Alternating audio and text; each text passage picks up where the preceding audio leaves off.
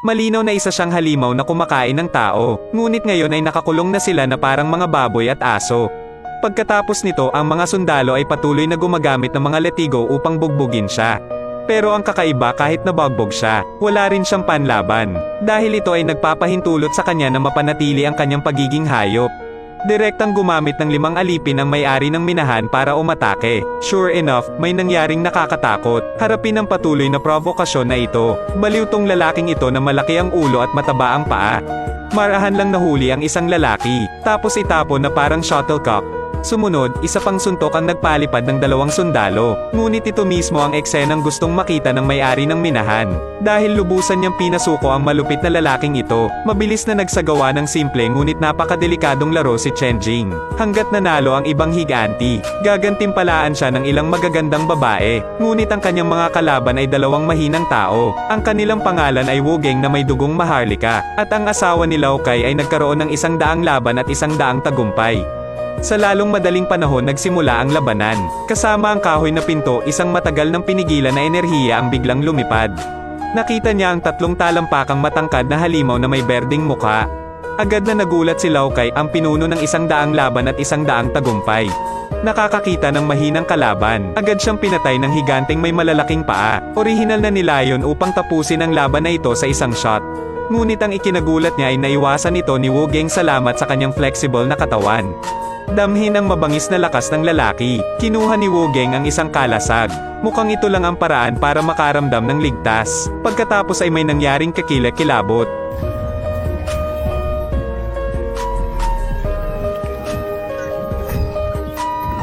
Ngunit si Lao Kai, ang asawang laging nang-aapi ng iba, ay may karapat-dapat ding wakas. Ay pinalipad ng malaking paa. Pagkalapag, hindi na siya humihinga. Ang susunod na kalaban ay si Wu Geng lamang. Noong una, inakala ng berdeng higanti na siya ang mananalo. Ngunit sa hindi inaasahang pagkakataon ay natagpuan ni Wu Geng ang 2 nakamamatay na kahinaan sa kanyang katawan.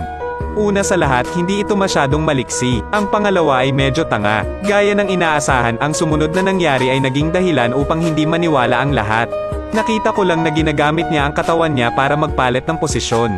Mabilis na naglakad sa harapan ng higanteng patuloy na umaatake sa kanyang mga binti. Sumunod, mahigpit na hinawakan ni Wu Geng ang bakal na alambre at sumugod pasulong. Noong una ay gusto siyang sipay ng higanti, ngunit sa hindi inaasahang pagkakataon ay sumunod si Wu Geng at lumapit sa higanti. Itaas ang iyong kamay at bigyan ito ng isang shot, ngunit labis pa rin ang pagpapahalaga ni Wu Geng sa kanyang sarili.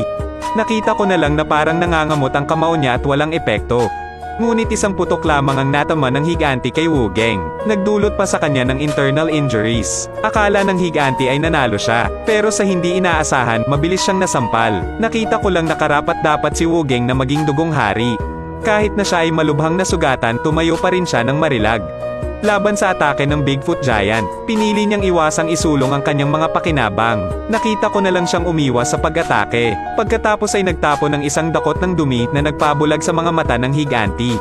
Bagaman ang aksyon na ito ay hindi masyadong makinang, ngunit isa ring paraan ng kaligtasan. Sinamantala ni Wu Geng ang pagkakataon para sumugod. Hawak ang isang bato na patuloy na tumitama sa ulo ng isa pang lalaki. Ngunit ang mga resulta ay muling nagulat sa lahat, sapagkat ang bato ay nabasag, nanatiling hindi nasaktan ang higanti. Sa panahong hindi alam ni Wu Geng ang gagawin, ang Chaos Fire ay laging walang reaksyon, biglang nagliyab, at binigyan din siya ng nakakabaliw na lakas, sa tulong ng apoy ng kaguluhan. Sa wakas ay gumawa ng pagsusumamo ang higanti, tapos natapos din ang laban.